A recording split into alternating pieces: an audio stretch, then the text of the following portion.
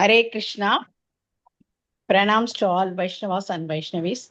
Om Ajnanatimidandasya Jnananjana Shalakaya Saksharan Militam Yena Tasmai Shri Gurave Namaga Shri Chaitanya Manobhishtam Swabitam Yena Bhudale Swayam Rupa Kadamakyam Tadati Sapadantikam Vandegam Shri Guru Shri Yutapatakamalam Shri Gurum Vaishnavamsa Shri Rupam Sakrajadam Sakagana Raghunathan Vidam Tam Sajivam साद्वैतं सावधूतं परिजनसहितं कृष्णचैतन्यदेवं श्रीराधाकृष्णपादान् सकगणा Lalita श्रीविशाखान्वितांश हे कृष्णा करुणा सिन्धु दीनबन्धो जगत्पते गोवेश गोपिका कान्ता राधा कान्ता नमोऽस्तुते तप्तकाञ्चन गौराङ्गी राधे वृन्दावनेश्वरी वृषभानुसुते देवी प्रणमामि हरिप्रिये वाञ्छाकल्पतरूपयश्च कृपा सिन्धु मय्येव च पतितानां पावनेभ्यो वैष्णवेभ्यो नमो नमः।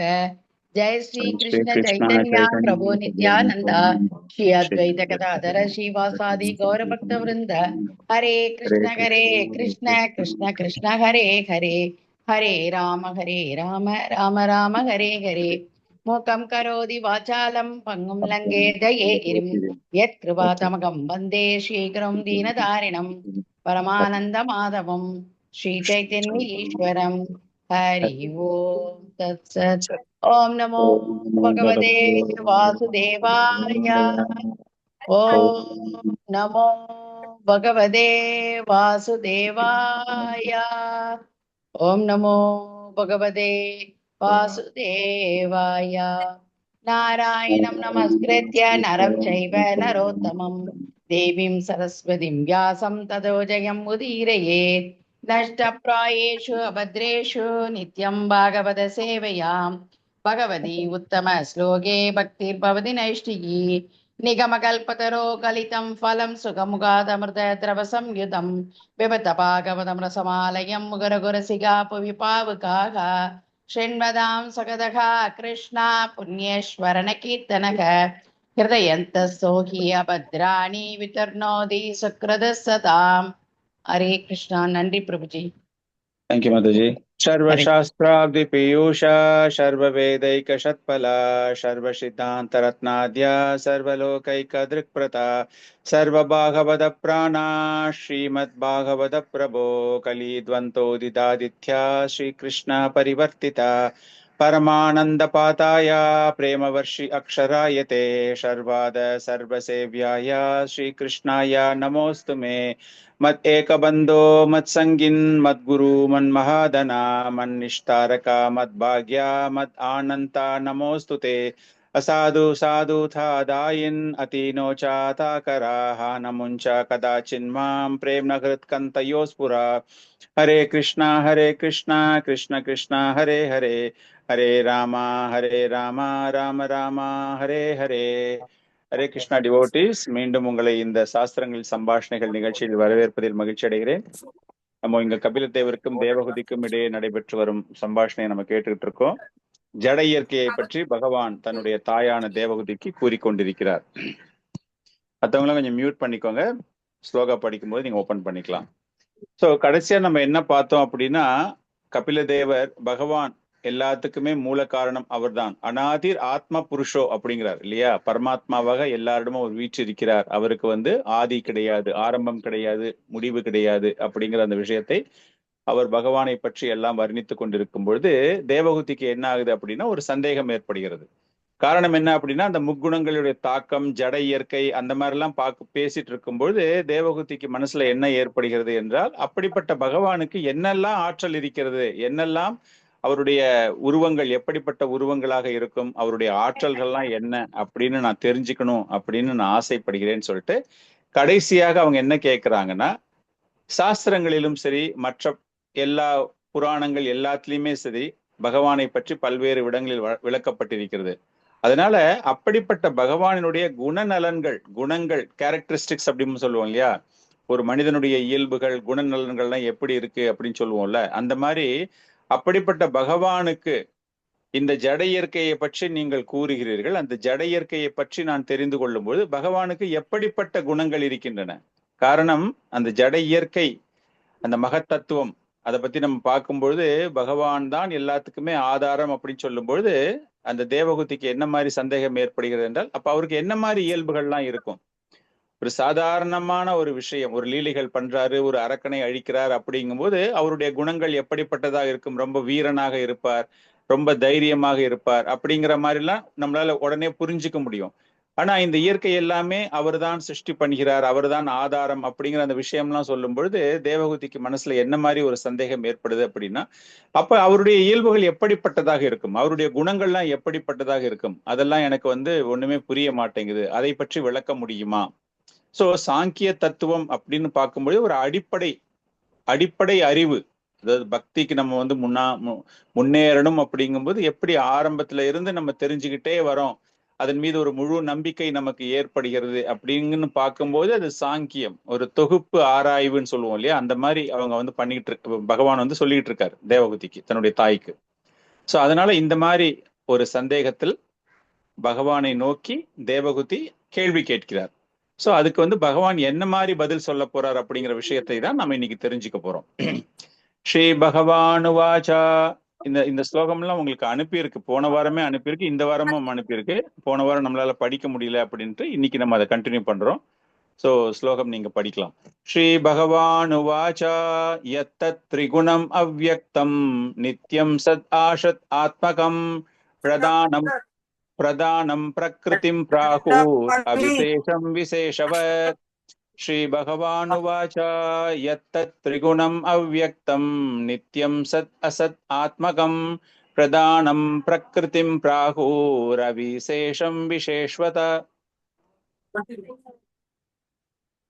படிங்க, யாராச்சும் படிக்கலாம். हरे कृष्णा। श्री भगवानुवाच यत्तत् त्रिगुणम् अव्यक्तं नित्यं सदात्मकं प्रधानं प्रकृतिं प्राहुर् अविशेषं विशेषवत्। हरे कृष्णा। हरे कृष्णा प्रभु जी, प्रणाम। श्री भगवान उवाच यत्तत् त्रिगुणम् अव्यक्तं नित्यं सदात्मकं प्रधानं प्रकृतिं प्राहुर् अविशेषं विशेषवत्। हरे कृष्णा। हरे कृष्णा। हरे कृष्णा। भगवान उवाच यत्तत् त्रिगुणम् अव्यक्तं नित्यं सदात्मकं प्रधानं प्रकृतिं प्राहुरविशेषं विशेषवत्। हरे कृष्णा। श्री भगवानुवाच यत्तत् त्रिगुणम् अव्यक्तं नित्यं सदात्मकं प्रधानं प्रकृतिं प्राहुरविशेषं विशेषवत्। हरे कृष्णा। श्री भगवान वाच यत्तत् त्रिगुणम् अव्यक्तं नित्यं सदात्मकं प्रधानं प्रकृतिं प्राहु विशेषं विशेषवत्। हरे कृष्णा। नंदी प्रभु जी। हरे कृष्ण प्रभु। श्री भगवान् उवाच यत्तत् त्रिगुणम् अव्यक्तं नित्यं सदात्मकं प्रधानं प्रकृतिं प्राहुरविशेषं विशेषवत्। हरे कृष्ण। हरे Krishna. Thank you. So Sri பகவான் வாச்ச யத்தத் த்ரிகுணம் அவ்யக்தம். திரிகுணம் நம்ம எல்லாருக்குமே தெரியும் இல்லையா, முக்குணங்கள். அவ்யக்தம் என்றால் வெளிப்படுத்தாத நிலை. இந்த வெளிப்படுத்தாத நிலை பகவான் என்ன சொல்றாருன்னா, இந்த 3 குணங்களின் வெளிப்படுத்தாத நிலை இது நிரந்தரமாக இருக்கிறது, எட்டர்னல். இந்த 3 குணங்கள் அப்படிங்கிறது எப்பவுமே இருந்துட்டு இருக்கு. எப்படி பகவானுக்கு ஆதி அந்தம் நம்ம சொல்றோமோ அந்த மாதிரி இந்த 3 குணங்களுமே எப்பொழுதுமே இருந்து கொண்டிருக்கிறது. ஆனால் இது வெளிப்படுத்தாத நிலை. இந்த வெளிப்படுத்தாத நிலை இது எல்லாமே சேரும் பொழுது அது என்ன பண்ற, இது அந்த சேர்க்கை அதற்கு வெளிப்படுத்துவதற்கு காரணமாக இருப்பது யார் என்றால் இந்த 3 குணங்கள் தான். அந்த 3 குணங்களும் தனித்தனியாக இருக்குது. எத்தத் திரிகுணம் அவ்யக்தம் நித்தியம். இந்த அவ்யக்தம் அப்படிங்கும்போது இது வெளிப்படுத்தாத நிலை நிரந்தரமாக இருக்கிறது. அப்படி எல்லாமே சேர்ந்து அது வெளிப்படக்கூடிய நிலைக்கு வரும்பொழுது அதைத்தான் நாம் பிரதானம் என்று அழைக்கிறோம். இது கொஞ்சம் பிலசாபிக்கலா நம்ம இது புரிஞ்சுக்கிறோம். நம்ம பிரதானம் அப்படின்னு பார்க்கும்போது என்ன, பிரதானம் என்றால் என்ன, பிரதானம் அப்படின்னா இந்த முக்குணங்கள் வெளிப்படுத்தக்கூடிய நிலை. வெளிப்படுத்தக்கூடிய நிலை அப்படின்னா அந்த உருவத்தை நம்மால் பார்க்க முடியாது, ஆனால் அதை உணர முடியும். சோ அந்த 3 குணங்கள் அது சேரும் பொழுது, நிரந்தரமாக இருக்கக்கூடிய அந்த குணங்கள் சேரும் பொழுது வெளிப்படுத்தக்கூடிய நிலைக்கு காரணம். அதுதான் காஸ். அந்த 3 குணங்கள் தான் காஸ். அந்த 3 குணங்களுக்கு யாரு காரணம் என்றால் பகவான் காரணம். சோ அது பிரதானம். அப்படி அது வெளிப்பட்ட நிலையில் இருக்கும் பொழுது அதை நாம் என்ன சொல்றோம் அப்படின்னா பிரகிருதி. பிரகிருத்தினா அந்த ஜட இயற்கை. சோ அதைத்தான் அவர் சொல்றாரு, பிரதானம் பிரகிருதிம் பிராகூர் அவிசேஷம் விசேஷவத். சோ அந்த பிரதானம் அப்படிங்கும்போது அதை நம்ம எப்படி புரிஞ்சுக்கிறது? பிரதானம் அப்படின்னு சொல்றீங்களே பிரபு, எனக்கு வெளிப்படுத்தப்பட்ட நிலை, வெளிப்படுத்தப்படாத நிலை அப்படின்னு நான் எப்படி புரிஞ்சுப்பேன் அப்படின்னா, ஒரு சின்னதா ஒரு உதாரணம். இது சாஸ்திரங்களில் ஆச்சாரியர்கள் கொடுத்த ஒரு உதாரணம் தான் இது. அந்த பிரதானத்தை நம்ம எப்படி புரிஞ்சுக்கிறோம் அப்படின்னா, மிகவும் சூக்ஷமமா நமக்கு புரிஞ்சுக்கணும் அப்படின்னா, அந்த மகத்தத்துவம் நம்ம பார்த்தோம் இல்லையா? அந்த மகத்தத்துவத்துல நிறைய கலவைகள், 24 மூலக்கூறுகள், அந்த கலவைகள் அதன் மூலமாக ஏற்படுகிறது தான் இந்த பிரபஞ்சம். அந்த பிரம்மன் அப்படின்னு சொல்றதுக்கு காரணமே அதுதான். இது பின்னாடி வரக்க ஒரு ஸ்லோகங்கள்லாம் அதை பத்தி இன்னும் கொஞ்சம் விவரமா நம்ம பார்ப்போம். அந்த பிரதானங்கள் அப்படிங்கும்போது, பிரதானம் அப்படின்னா நம்மால அறிய முடியாத ஒரு விஷயம் என்றால் காற்று. நம்ம இந்த பஞ்சபூதங்கள்ல காற்று, ஈதர்னு சொல்றாங்க இல்லையா? இங்கிலீஷ்ல எழுதும்போது பிரபுபாதர் ஈதர்னு எழுதுவார். அந்த காற்று என்பது பிரதானம். அது நமக்கு தெரியவே தெரியாது, ஆனால் அதை உணர முடியும். சோ நம்மளுடைய அண்டர்ஸ்டாண்டிங்காக நம்ம பண்றோம். அப்படி மகத்தத்துவம் அப்படின்னு பார்க்கும்போது, இந்த மொத்த பௌதீக பிரபஞ்சங்களினுடைய சிருஷ்டி, அதை நம்ம என்ன பண்றோம் அப்படின்னா, எல்லா பிரபஞ்சங்களினுடைய இறுதி அதுதான். அந்த மகத்தத்துவம் எல்லாத்துலயுமே இருக்கும். அதுல இருக்கக்கூடியது யார் என்றால் ஜீவராசிகள் எல்லாமே அதுல இருக்க போகுது, எல்லாமே இருக்கும். பிரளய காலத்துல அது அழியுது அப்படிங்கிறது வேற விஷயம். ஆனால் இந்த பிரபஞ்சம் மகத்தத்துவம் அப்படின்னா அதுல எல்லாமே இருக்கு. அதுல இது எப்படி வெளிப்படக்கூடிய நிலைக்கு வருகிறது அப்படிங்கும்போது தனித்தனியா இருக்கு. ஆனா வெளிப்படக்கூடிய நிலை, அது நம்ம கண்ணால பார்க்க முடியாட்டி கூட அதை உணரக்கூடிய நிலையில் இருக்கக்கூடியது அந்த பிரதானம். சோ அந்த மாதிரி இருக்கிற அந்த கலவையினுடைய பெயர் தான் பிரகிருதி, மெட்டீரியல் நேச்சர், ஜட இயற்கைன்னு சொல்றோம் இல்லையா? அந்த ஜட இயற்கை.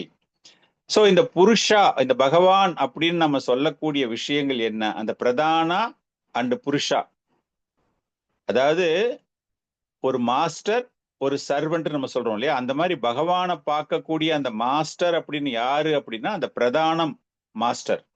அவர் தான் புருஷன், அவர் தான் அதுக்கு எல்லாத்துக்குமே காரணம். இந்த பிரதானம் அப்படிங்கிறதுக்கு ஒரு சின்ன ஒரு எக்ஸாம்பிள் நான் உங்களுக்கு கொடுத்தேன், அந்த காற்று அப்படின்னு. அந்த மாதிரி வெளிப்படுத்தாத நிலை, நம்மால் உணரக்கூடிய நிலை, ஆனால் நம் கண்களினால் பார்க்க முடியாத ஒரு நிலை. சோ அது எல்லாத்துக்குமே காரணகர்த்தா யாரு அப்படின்னா அந்த பகவான் தான்.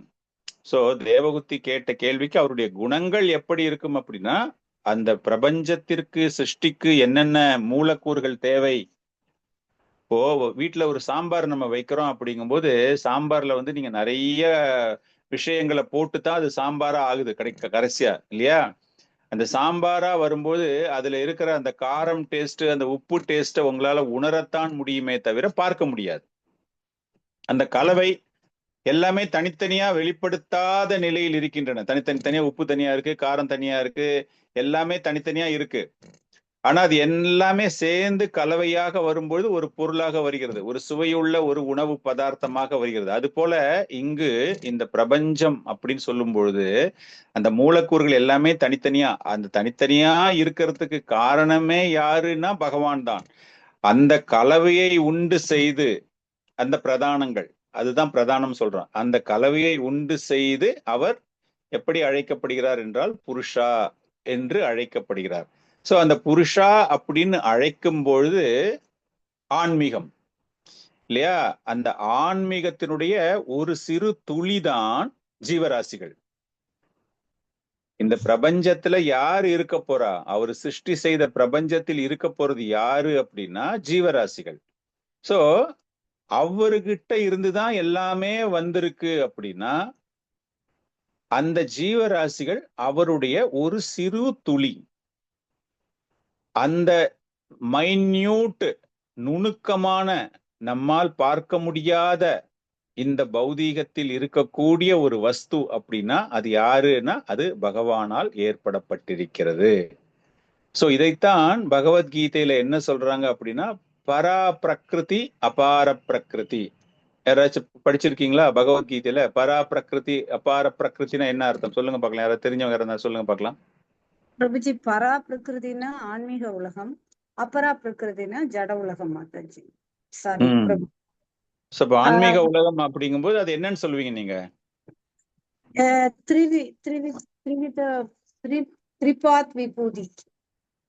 ஓகே, திரிபாத் விபூதி. விபூதி ஆன்மீகம் அப்படின்னாலே மிக உயர்ந்த ஒரு நிலையில் இருக்கக்கூடியது. இப்ப இந்த கேள்வி எதுக்காக நம்ம இவ்வளவு எக்ஸ்பிளைன் பண்றோம் அப்படின்னா, தேவகூதி என்ன கேட்டாங்கன்னா, வாட் இஸ் த கேரக்டரிஸ்டிக்ஸ், அவருடைய குணங்கள், அவருடைய இயல்புகள் என்ன அப்படின்னு கேட்கறாங்க இல்லையா?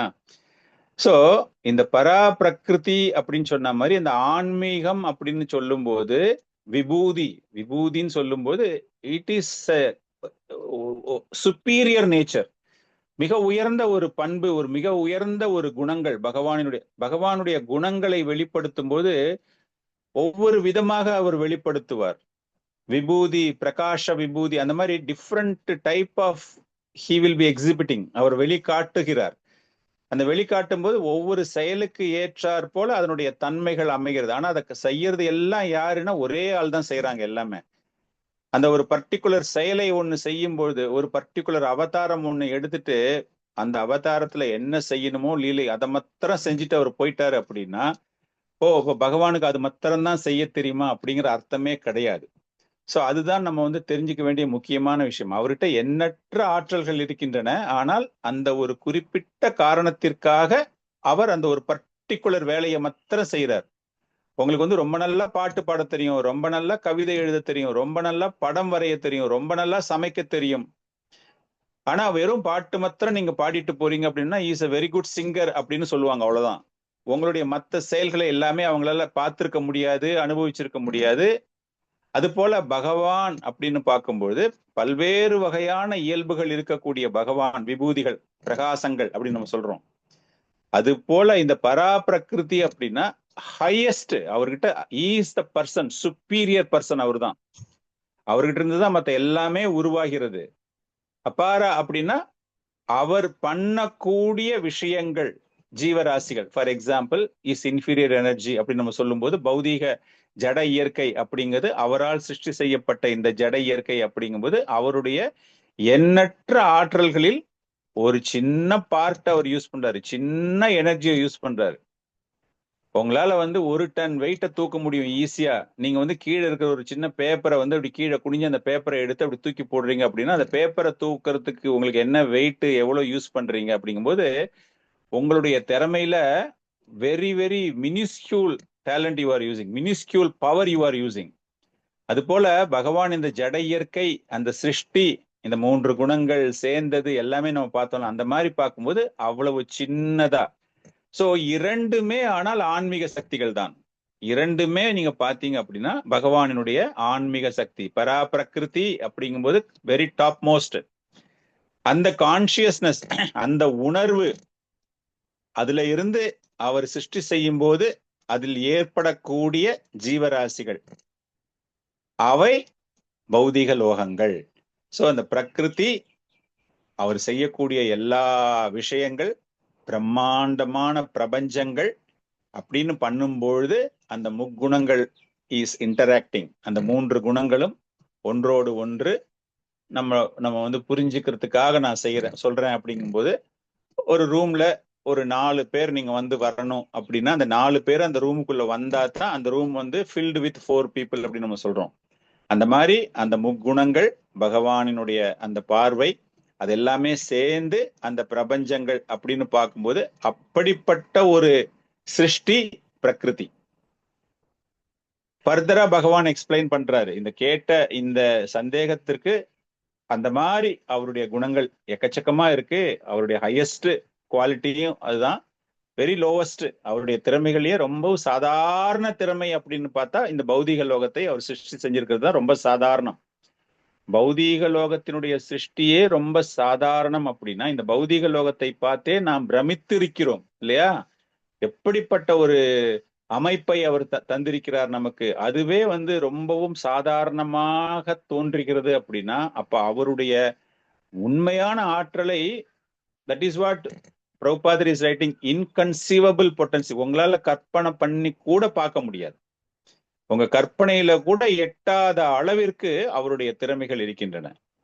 ஸோ ஃபர்தரா கபில தேவர் தேவகுதிக்கு கொடுக்கும் பொழுது பிரதானம், அந்த பிரதானத்தை பத்தி இஸ் அகெயின் எக்ஸ்பிளைனிங். அந்த 24 வகையான மூலக்கூறுகள் நம்ம வந்து ஸ்டார்டிங்லேயே பார்த்தோம்னு நினைக்கிறேன். பஞ்ச மகாபூதங்கள், பஞ்ச தன்மாத்திரங்கள், பஞ்ச கர்மேந்திரியங்கள், ஞானேந்திரியங்கள், மனம், புத்தி, அகங்காரம், அது எல்லாமே நம்ம பார்த்தோம். அதே போல அந்த 5 முக்கியமான மூலக்கூறுகள் அப்படின்னு பார்க்கும்போது நிலம், நீர், காற்று, நெருப்பு, ஆகாயம் அப்படின்னு பார்த்தோம். அதை தொடர்ந்து வாசனைகள், சுவைகள், நிறங்கள், தொடு உணர்வு, சப்தங்களை கேட்பது, அந்த மாதிரி பார்த்தோம். அதன் பிறகு அந்த ஒவ்வொரு உணர்வுகளை பெறக்கூடிய அந்த இந்திரியங்களினுடைய தன்மைகள் என்ன அப்படிங்கிறத பத்தியும் அவர் சொல்றாரு. ஸோ அவரு கம்ப்ளீட்டா ஒன்னொன்னா எக்ஸ்பிளைன் பண்ணிட்டே வராது. இந்த பகவானுடைய குவாலிட்டிஸ் அப்படி சொல்லும் போது எப்படியெல்லாம் எல்லா விஷயங்களுமே பகவானிடமிருந்து தான் வருகின்றன அப்படின்னா, அந்த பகவானுடைய குவாலிட்டிஸ் ஒவ்வொரு இடத்துலயும் ஒவ்வொரு மாதிரி மாறிக்கிட்டே வருது. கேரக்டரிஸ்டிக்ஸ் ஆர் சேஞ்சிங் அப்படிங்கிற ஒரு விஷயத்த அவர் ஒன்னொன்னா சொல்லிட்டே வர்றாரு. எல்லாத்துக்குமே காரணமே யாரு அப்படின்னா பகவான் தான். ஸோ அப்ப அவருடைய இயல்புகள் எப்படிப்பட்டதாக இருக்கும் அப்படிங்கிறதையும் அவர் சொல்லிட்டு வர்றார். அதன் பிறகு அந்த சூக்ஷமம், ஸ்தூல சரீரம் இல்லையா, அந்த சூக்ஷமம் அப்படிங்கிற ஒரு விஷயம் எப்படிப்பட்ட விஷயம் அப்படிங்கிற ஒரு விஷயத்தை அவர் விளக்க ஆரம்பிக்கிறார். அந்த விஷயம்தான் இந்த ஸ்லோகம். இதுவும் நான் கொடுத்திருக்கேன் உங்களுக்கு. மனோபுத்திரஹங்காரச்சித்தம் இதி அந்தர் ஆத்மகம் சதுர்த்த லக்ஷ்யதே பேதோ விருத்திய லக்ஷண ரூபயா. மனோபுத்திரஹங்காரச்சித்தம் இதி அந்தர் ஆத்மகம் சதுர்த்த லக்ஷ்யதே பேதோ விருத்திய லக்ஷண ரூபயா. படிக்கணும், படிக்கலாம். मनोबुद्धिर अहंकार सिद्धमित्यन्तरात्मकं चतुर्था लक्ष्यते भेदो वृत्त्या लक्षण रूपया. मनोबुद्धिरहङ्कारश्चित्तमित्यन्तरात्मकं चतुर्था लक्ष्यते भेदो वृत्त्या लक्षणरूपया. Thank you, Prabhuji. Hare Hare Krishna. मनो बुद्धिर अहंकार चित्तम इत्यन्तरात्मकं चतुर्था लक्ष्यते भेदो वृत्त्या लक्षण रूपया. हरे कृष्ण. हरे कृष्ण. मनोबुद्धिरहङ्कार चित्तमित्यन्तरात्मकं चतुर्था लक्ष्यते भेदो वृत्त्या लक्षणरूपया. हरे कृष्ण. हरे कृष्ण प्रभु. मनोबुद्धिरहंकार सिद्धमित्यन्तरात्मकं चतुर्था लक्ष्यते भेदो वृत्त्या लक्षणरूपया. हरे कृष्ण. हरे कृष्ण प्रभु. मनोबुद्धिरहंकार चित्तमित्यन्तरात्मकं चतुर्था लक्ष्यते भेदो वृत्त्या लक्षणरूपया. Thank you, Prabhu. Hare Krishna.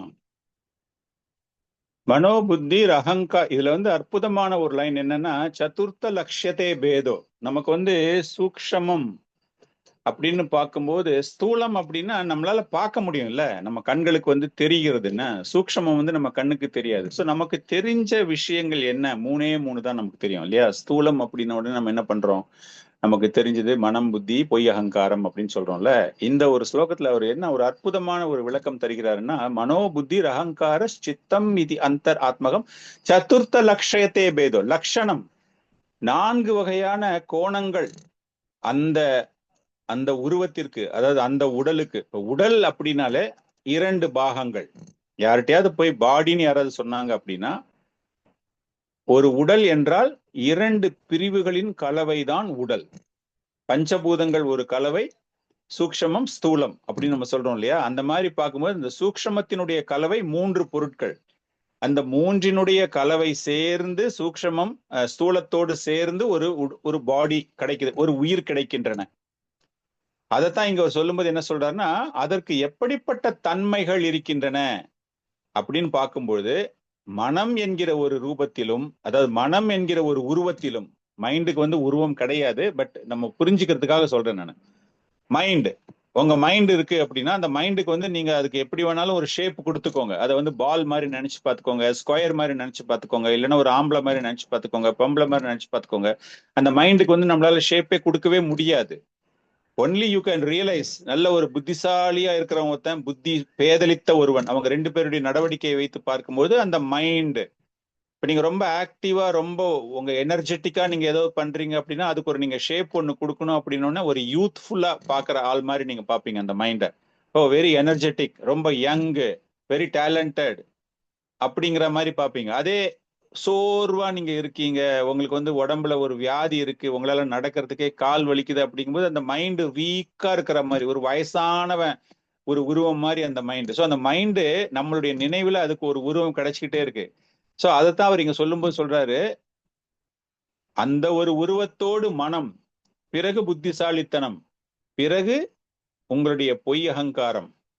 அதெல்லாம் எப்படி இருக்கு அப்படின்னா கலங்கமடைந்த ஒரு உணர்வோடு இருக்கின்றன. இப்ப வந்து பக்திக்கு யாருமே வரல, பக்தியை பத்தி அவர் இங்க பேசவே இல்லை, டிவோஷனல் சர்வீஸ் பத்தி பேசல, பின்னாடி பேச போறாரு. இந்த ஒரு பர்டிகுலர் சாப்டர்ல வந்து கொஞ்சம் கொஞ்சமா எடுத்துட்டே வந்து எப்படி டிவோஷனல் சர்வீஸ் மூலமாக. ஸோ இந்த ஒரு பர்டிகுலர் ஸ்லோகம் இந்த ஒரு சாப்டர்ல வந்து ரொம்ப முக்கியமான ஒரு ஸ்லோகம். காரணம் என்ன அப்படின்னா இந்த இடத்துல பகவான் என்ன ஒரு 4வது டைமென்ஷன், ஒரு ஆஸ்பெக்ட் ஒண்ணு கொடுக்குறாரு, சதுர்த்த லட்சியத்தே பேதோ. காரணம் என்ன அப்படின்னா கண்டாமினேட்டட் கான்சியஸ்னஸ் அப்படிங்கிறாரு, கலங்கமடைந்த ஒரு உணர்வோடு இருக்கின்றது. இது எல்லாமே என்ன, அந்த பகவானினுடைய அவரு கொடுத்த அந்த குணங்கள் மூலமாக அவரு தான் எல்லாமே பண்ணியிருக்காரு. இண்டிவிஜுவலா ஒவ்வொரு அந்த சாம்பார் வைக்கிறது எப்படி சொன்னா அந்த மாதிரி பாத்தீங்கன்னா ஒவ்வொரு மூலக்கூறுமே தனித்தனித்தனியா அவரால் தான் பண்ணப்பட்டிருக்கிறது. ஆனா அது கலவையா அது இந்த மைண்டு, இந்த பொய் அகங்காரம், அது மூலமாக அது என்ன ஆயிடுது என்றால் அது வந்து ஒரு கலங்கமடைந்த ஒரு உணர்விற்கு செல்கிறது. இதை நம்ம எப்படி கண்டுபிடிக்க முடியும், இதுல வந்து வித்தியாசத்தை எப்படி நம்மால காண முடியும் என்றால் நம் செய்யக்கூடிய பல்வேறு தனிப்பட்ட செயல்களின் மூலமாகத்தான் நம்மால் இதை பிரித்தெடுக்க முடியும். காரணம் இது எல்லாமே பகவானினுடைய கேரக்டர்ஸ், பகவான் கிட்ட இருக்கிற எல்லா குணங்களும் தான் தனித்தனித்தனியா கொடுக்கப்பட்டிருக்கிறது. அந்த தனித்தனியா கொடுத்துட்டு இருக்கும் போது அதை நம்ம எப்படி யூஸ் பண்றோமோ அதற்கு ஏற்றாற் போலத்தான் அந்த குணங்கள் எப்படி பிரதிபலிக்கின்றன அப்படிங்கிற விஷயம் தெரியும். இப்ப கண்டாமினேட்டட் கலங்கம் அடைந்ததுன்னா பகவான் கலங்கம் அடைந்தது கொடுக்கவே இல்லை, அவரு தனித்தனியா எடுத்து வச்சுட்டார், அவ்வளவுதான். அந்த கலவை சேரும் பொழுது அது எப்படி அந்த முக்குணங்களுடைய தாக்கம், எந்த குணங்கள் அதிகமாக இருக்கிறதோ அதற்கு ஏற்றாற் போல அந்த உருவம் மாறுபட்டு கொண்டே இருக்கின்றன. இப்ப நான் அந்த மைண்டுக்கு நான் ஒரு எக்ஸாம்பிள் ஒண்ணு கொடுத்தேன்ல, வயதானவன், ரொம்ப இளைஞன், ரொம்ப ஆக்டிவா இருக்கிறவங்க எல்லாம் ஒரே ஆளுங்க தான் பண்றாங்க. ஆனா அவங்க மைண்டு அந்த ஒரு ஃப்ரெஷ்னஸ் அவங்களுக்கு கொடுத்துட்டே இருக்கும். ரொம்ப கான்பிடென்டா இருக்கிற மாதிரி இருக்கும், ரொம்ப லெத்தார்ஜிக்கா இருக்கிற மாதிரி இருக்கும், ரொம்ப சோர்வா இருக்கிற மாதிரி இருக்கும், ஒரு பயத்துல இருக்கிற மாதிரி இருக்கும். பட் கொடுத்தது அந்த குணங்கள் வந்து பகவான் இருந்து அந்த ஒரே ஒரு மைண்டு அப்படிங்கிற விஷயம் பகவான் கிட்ட இருந்துதான் வந்தது. ஆனா அதை ரியலைஸ் பண்றது யாரு, தனித்தனியா அந்த குணங்களுடைய தாக்கத்தினால் அந்த மாதிரி தனித்தனியா. அதைத்தான் இங்க வந்து பகவான் சொல்றாரு. பகவான் கிட்ட இருந்து வந்தது ரொம்பவும் தூய்மையான ஒரு உணர்வு. ஆனால் அது எதனால் களங்கம் அடைகிறது என்றால் அந்த பௌதீக கலங்கங்களின் மூலமாக.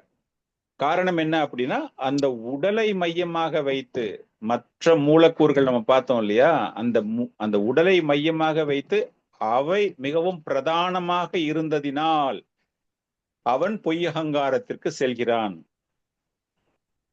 ஒரு 7-8 கலர் இருக்கு, அந்த 7-8 கலர்ல வந்து ப்ராமினென்ட்டா ஒரு கலரை மாத்திரம் நீங்க மிக்ஸ் பண்ணீங்க அப்படின்னா, யாரையாச்சும் வெளியே ஒரு ஆளை பார்த்து கேட்டீங்க அப்படின்னா என்ன கலர் பண்ணா இது ரெட் கலர் அப்படிமா. பட் ஆக்சுவலா நீங்க வந்து அந்த பெயிண்டிங்ல 7 டிஃப்ரெண்ட் கலரை யூஸ் பண்ணிருப்பீங்க. But you have used more red into that painting. அந்த ஒரு பர்டிகுலர் கலரை நீங்க அதிகமாக பிரயோகப்படுத்தி இருப்பதால் அது பார்ப்பவர்கள் கண்களுக்கு ஒரே ஒரு கலர் மாதிரி தெரியும். அந்த மாதிரி பகவானுடைய கேரக்டர்ஸ் எல்லாமே இங்க இருக்கு. ஆனா அந்த பௌதீக கண்டாமினேஷன், நீங்க வந்து தமோ குணத்துல வந்து அதிக அளவில் கலப்படத்தோடு உங்களுடைய செயல்கள் எல்லாம் இருக்கும் பொழுது அது பார்ப்பதற்கு எப்படி தெரிகிறது என்றால் ஒரு அகங்கார நிலையில். அதுதான் அகங்காரம். அந்த மெட்டீரியல் கண்டாமினேஷன், கலங்கம், பௌதிக கலங்கம் அப்படின்னு சொல்றது என்ன அப்படின்னா உங்களுடைய தூய்மையான உணர்வு. வெள்ளை பேப்பர்ல you are using different colours. கடைசியில் அந்த வெள்ளையே மறைஞ்சு போயிடுச்சு, பேப்பர் இஸ் ஒயிட். அது போலத்தான் நம்முடைய உணர்வுகள் என்பது மிகவும் தூய்மையானது. ஆனால் அது எதோட போய் மிக்ஸ் ஆகி எந்த மாதிரிலாம் சேர்ந்து ஒரு கலரே மாறி போற அளவுக்கு வருது என்றால் அதனுடைய பெயர் தான் அகங்காரம். So this is the quality அப்படிங்கிறது தான் பகவான் வந்து தன்னுடைய தாய்க்கு எடுத்து கொடுக்கிறார். ஸோ சொல்லிட்டு இது எல்லாமே அந்த பிரம்மன். என்ன பிரம்மன் என்றால் என்ன? பிரம்மன் என்றால் அந்த பெரிய பிரபஞ்சம் இல்லையா? பகவானிடமிருந்து பிரம்மன் வருகிறது அப்படிங்கிறது தான் உருவவாதிகளினுடைய தத்துவம். அருவவாதிகளுடைய தத்துவம் என்னவென்றால் பிரம்மனிடமிருந்து தான் பகவான் வருகிறார், மீண்டும் பகவான் பிரம்மனோடு சென்று விடுவார் அப்படிங்கிறது அவங்களுடைய நம்பிக்கை, அவங்களுடைய தத்துவம். சோ இங்க கபிலதேவர் சொல்லும் போது என்ன சொல்றாருன்னா, இது எல்லாமே அந்த பிரம்மனுடைய குவாலிட்டிஸ். ஓகே, ஒரு தகுதி பெற்ற ஒரு பிரம்மனாக ஒருவன் இருக்கிறான். அதான் பிரம்மன். இந்த இடத்துல பகவானை பத்தி தான் அவர் சொல்றாரு. இந்த தகுதி பெற்ற ஒரு பிரம்மன் அப்படின்னு பார்க்கும்போது இத்தனை மூலக்கூறுகளினுடைய ஒரு கலவை, இதோட 25வது ஒரு கலவையாக அவர் நேரத்தை, காலத்தை, காலா, இங்க வந்து காலா என்றால் மரணம் கிடையாது. இப்ப அர்ஜுனன் வந்து விராட்ட ரூபம் பார்க்கும்போது பகவத்கீதையில அந்த ஒரு பர்டிகுலர் சாப்டர், நீங்க விராட்ட ரூபம் சாப்டர் நீங்க பார்க்கும்பொழுது பகவான் அந்த ஒரே நேரத்தில் வந்து பகவான் 4 விதமான ரூபங்களை அர்ஜுனன் பார்க்கிற மாதிரி செய்யறார். அதுல கால ரூபா, அந்த கால ரூபா அப்படிங்கும்போது மரணமும் நான் தான் அப்படின்னு சொல்லிட்டு எல்லாருமே அந்த படைக்க தளத்துல இருக்கிறவங்க எல்லாருமே அவருடைய வாயில ஒரு பெரிய டேங்க்ல வந்து பைப்ல தண்ணி அடிச்சா எப்படி குப்பை கிப்பெல்லாம் இழுத்துன்னு போகுமோ அந்த மாதிரி அவருடைய வாயில வந்து எல்லாருமே அடிச்சுக்கிட்டு போறாங்க, எக்ஸப்ட் பாண்டவாஸ். காரணம் அந்த கால ரூபத்தை காண்பித்தார். பட் இங்க வந்து என்ன அவரு சொல்றாரு அப்படின்னா, அப்படிப்பட்ட பகவான் நேரம், அந்த 25வது மூலக்கூறாக நாம் பார்ப்பது. 24 நம்ம பார்த்தோம். அந்த 25 அப்படிங்கும்போது காலத்தை பற்றி அவர் பேசுகிறார். சோ சாங்கிய தத்துவம் அப்படின்னு பார்க்கும்போது அவங்க வந்து எக்ஸ்ட்ராவா நமக்கு புரிய வைக்கிறது. சாங்கிய தத்துவத்தில் ஒரு தத்துவம் அப்படின்னு நம்ம பார்க்கும்பொழுது இந்த ஒரு மூலக்கூறு கூட கொடுக்குறாங்க. அதை நம்ம எப்படி புரிஞ்சுக்கிறது அப்படின்னா, பகவானுக்கு மேல, பிரம்மனுக்கு மேல ஒண்ணுமே கிடையாது. சர்வம் கலௌ இதம் பிரம்மா. அதே போலத்தான் விஷ்ணு புராணத்திலையும் கூறப்படுகிறது, பரஷ்ய பிராமண சக்தி. பகவானினுடைய பல்வேறு வகையான ஆற்றல்களில் இந்த விஷயங்கள் எல்லாமே இருக்கிறது. சோ இந்த பிரம்மன் அப்படிங்கிறது என்ன விஷயம் என்றால், அந்த பரம்பொருளினுடைய ஒரு ஒரு ஒரு ஒரு ஒரு ஆற்றல், ஒரு சக்தி, ஒரு எனர்ஜி இந்த பிரம்மன் அப்படிங்கிற விஷயம். அதோட அவங்க பாக்குறது என்ன அப்படின்னா காலம். இந்த காலம் அப்படின்னு எதுக்கு கூறப்படுகிறது காலம் அப்படின்னு பாக்குறோம் அப்படின்னா, அழிவு, பிரளய கால அழிவு நம்ம சொல்றோம் இல்லையா, மகா பிரளயம் அழிவு அப்படின்னு பார்க்கும்போது ஒரு பர்டிகுலர் டைமுக்கு மேல everything has to be wind up. ஒரு டிராமா ஒண்ணு போடுறாங்க, 3 மணி நேரம் டிராமா அப்படின்னா நம்ம அப்படியே லயிச்சு போயிருப்போம், அந்த கதையில பார்த்துக்கிட்டே இருப்போம். சடனா all of a sudden climax வரும், முடிஞ்சு போயிடும். அதுக்கப்புறமா அந்த டிராமா திரும்ப போட்டா தான் நம்மளால பார்க்க முடியும். அது போல இந்த பிரபஞ்சம் அப்படின்னு பார்க்கும்போது பகவான் வந்து இவ்வளவு மூலக்கூறுகள் சேர்ந்த ஒரு கலவையில் 24 மூலக்கூறுகள் வைத்த ஒரு கலவையாக இந்த பிரபஞ்சத்தை சிருஷ்டி செய்தவர்.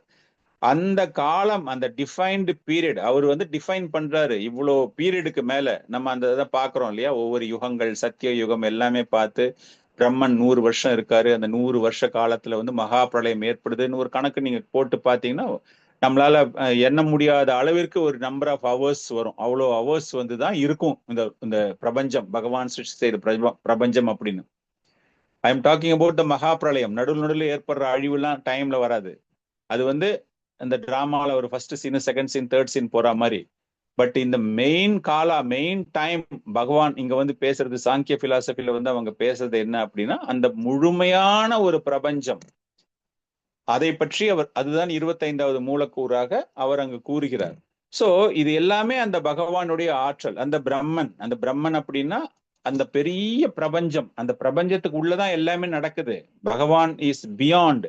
பகவான் அதற்கு அப்பாற்பட்டவர் அப்படின்னா அந்த அழிவுக்கும் அவருக்கும் சம்பந்தமே கிடையாது. அழிவு நடக்கிறத அவர் எங்கேயோ இருந்து பார்த்துக்கிட்டே இருப்பார், அவ்வளவுதான். அவர் அழிஞ்சு போகவே மாட்டார். ஒரு பெரிய ரவுண்டு பால், அந்த ரவுண்டு பாலுக்குள்ள நீங்க நிறைய போட்டு வச்சிருக்கீங்க. அது எல்லாம் ஒரு பீரியடுக்கு அப்புறமா அந்த பால்ல உள்ள எல்லா பொருளையும் நீங்க வெளியே எடுத்துடுறீங்க. Ball will be remaining same only. அந்த பந்து அப்படியே தான் இருக்கும். அந்த மாதிரி அந்த பிரம்மன் அப்படிங்கிறது இருந்துட்டே தான் இருக்கும். ஆனா அந்த பிரம்மனுக்கு உள்ள அந்த 24 மூலக்கூறுகள் நம்ம பார்த்தோம் இல்லையா, அந்த முக்குணங்கள் எல்லாமே பார்த்தோம் இல்லையா, அதன் மூலமாக இந்த பிரபஞ்சம் என்பது விரிவடைந்து கொண்டே இருக்கிறது. விரிவடைந்து கொண்டே இருக்கிறது அப்படின்னா ஷேப் பெருசாயிட்டே போகுதுன்னு அர்த்தமே கிடையாது.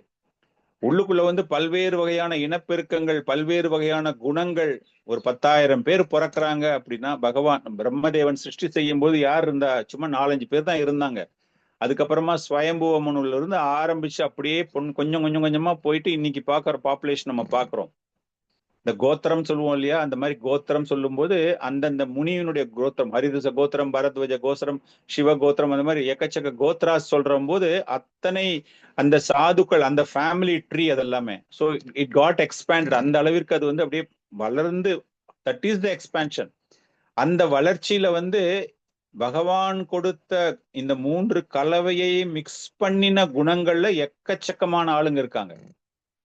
நான் ஒரு கிளாஸ்ல சொல்லியிருக்கேனான்னு தெரியல உங்களுக்கு. நம்ம எல்லாருக்குமே தெரிஞ்சது வெறும் 3 குணங்கள் தான் இல்லையா? தமோ குணம், ரஜோ குணம், சத்துவ குணம் அப்படின்னு சொல்றோம்ல. இந்த 3 குணங்களினுடைய கலவைகள் மிக்ஸ் பண்ணி பாத்தீங்க அப்படின்னா, பிரபுபாதர் ஒரு பர்போர்ட்ல எழுதுறாரு, you get millions of qualities, குணாஸ் யூ கெட். ஒரு கார்பன் பிளஸ் ஒரு ஆக்சிஜன் அப்படின்னு பார்க்கும்போது கெமிஸ்ட்ரி ஸ்டூடெண்ட்ஸுக்கு எல்லாமே தெரியும், CO அப்படிம்பாங்க. CO1 சொல்ல மாட்டாங்க, CO. அந்த CO2 வரும்போது carbon di oxide, carbon try oxide, carbon tetroxide, அந்த மாதிரி அது அப்படியே எக்ஸ்பேண்ட் ஆயிட்டே போகும். ஒவ்வொரு எக்ஸ்பேன்ஷனுக்கும் இட் டிஃபர்ஸ் த குவாலிட்டி, அந்த chemical properties will completely differ. அந்த மாதிரி ஒரு சத்துவ குணம், ஒரு ரஜோகுணம், ஒரு தமோ குணம், அந்த கலவையில ஒரு quality will be different quality. Maybe I can say that is the best quality. ஏன்னா 3மே வந்து ஒரிஜினலா இருக்கிறதால எந்தெந்த நேரத்துல அந்த கலவைகள் பிரதானமாக அந்த கலவை வெளிப்படுகிறது. ஃபார் எக்ஸாம்பிள், தமோ குணம் அதிகமா இருக்கும்போது அப்போ உங்க பிஹேவியர் வேற மாதிரி இருக்கும். காரணம் வந்து you have only one element in that combination. Assuming you have 10 தமோ குணாஸ் பிளஸ் 1 சத்துவ குணா பிளஸ் 1 ரஜஸ் இருக்கு அப்படின்னா, தமோ ரொம்ப அதிகமான எலிமெண்ட் உங்ககிட்ட இருக்கிறதால உங்களுடைய பிஹேவியர் அந்த 24 ஹவர்ஸ்ல நீங்க பண்ணக்கூடிய பிஹேவியர்ல தமோ தான் ரொம்ப அதிகமா இருக்கும். Maybe you are continuously smoking, or you are continuously drinking, or you are abusing the girls. So many things can happen. அந்த மாதிரி பார்க்கும்போது டிஃப்ரெண்ட் டைப் ஆஃப் குவாலிட்டிஸ் வந்துட்டு, that is the material expansion.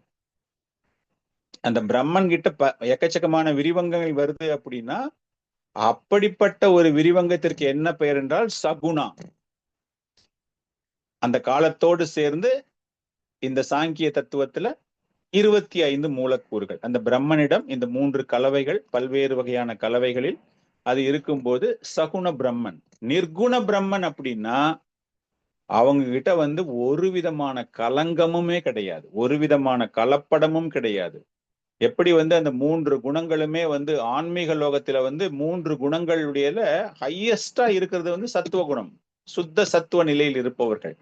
So நிர்குணவாதிகள்னு சொல்றோம் இல்லையா, அவங்களுக்கு வந்து எதை பத்தியும் கவலை கிடையாது. அவங்க கிட்ட இருக்கிற எண்ணங்கள் எல்லாமே ஜஸ்ட் பகவான் தான். அவங்களுக்கு வந்து அறியாமையில போறது கிடையாது, எனக்கு இது மேல ரொம்ப ஆசையா இருக்கு, நான் நல்ல புண்ணிய காரியங்கள் பண்ணிட்டு இருக்கேன், இதை தொடர்ந்து பண்ணுவேன், அந்த மாதிரி எந்த எண்ணமுமே கிடையாது. நிர்குணவாதிகள் கம்ப்ளீட்லி தே வில் பி பகவானை பத்தி நினைவு, பகவானுக்கு எப்படி சேவகம் செய்யணும் அப்படிங்கிற ஒரு விஷயம்தான். இந்த ஒரு நிர்குணவாதிகள் நிலை வந்து நம்ம மெட்டீரியல் பிளாட்ஃபார்ம்ல வந்து பாக்குறது ரொம்ப துர்லபம்.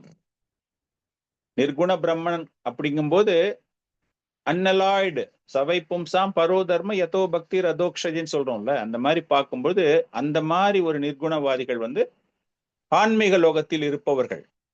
சோ இந்த சகுண பிரம்மன் அப்படின்னு பார்க்கும்போது சாங்கிய தத்துவத்தில்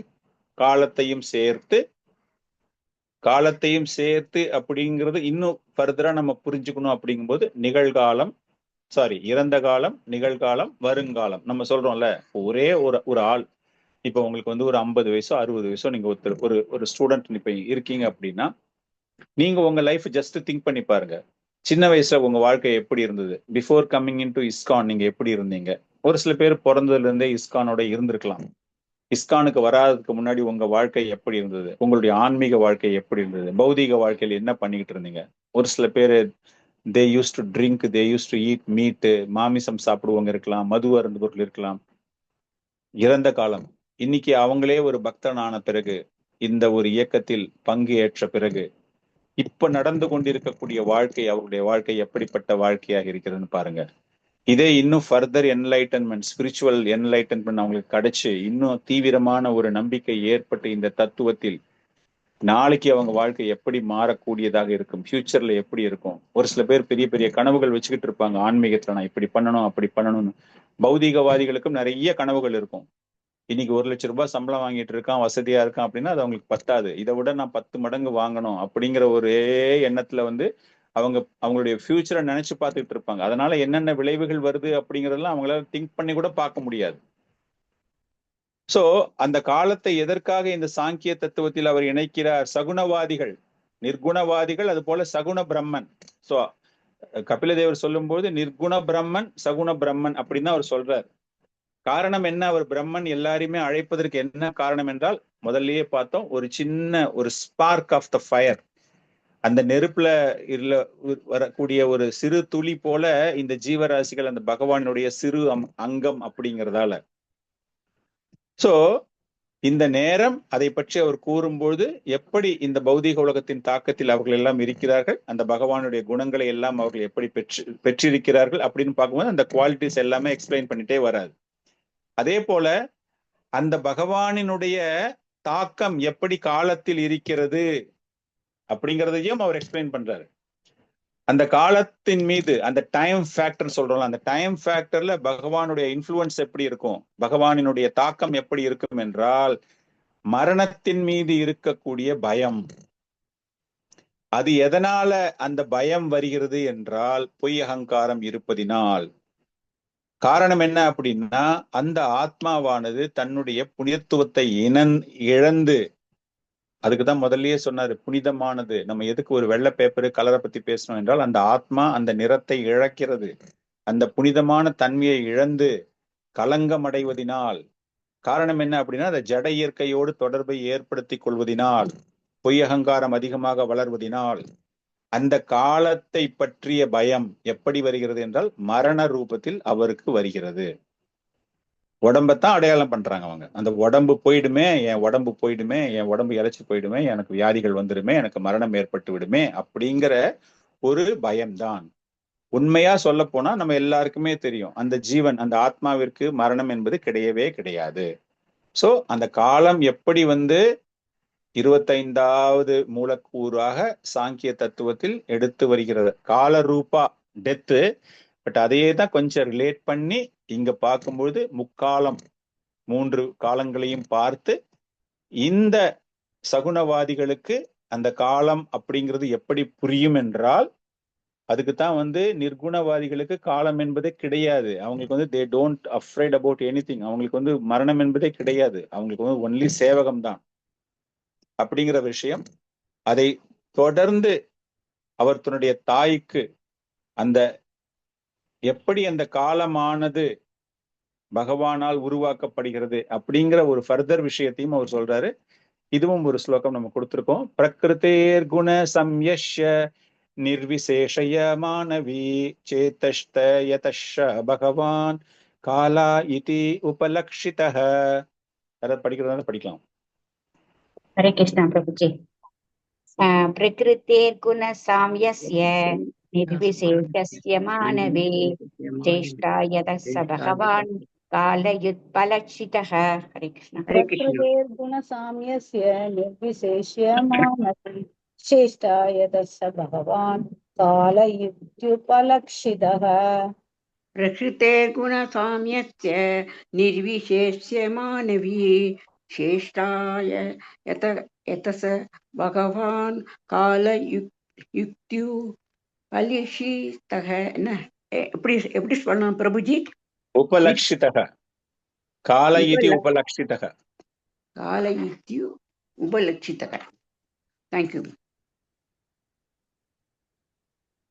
பிரகிருதீர் குண சம்யஷ்ய. இங்க தன்னுடைய தாய்க்கு அவருக்கு சொல்லும்பொழுது ஸ்வயம்புவ மனுவின் மகளே, அவங்க அம்மாவை எப்படி கூப்பிடுறாரு அப்படின்னா கர்தம முனியின் மனைவியன்னு கூப்பிடல, ஸ்வயம்புவ மனுவின் மகளே அப்படின்னா கூப்பிடுறாரு. கூப்பிட்டுட்டு என்னுடைய அன்பான தாயே, இந்த காலம் என்பது எப்படி தோன்றியது? இந்த காலம் அப்படிங்கிறது இருந்துட்டே தான் இருக்கு.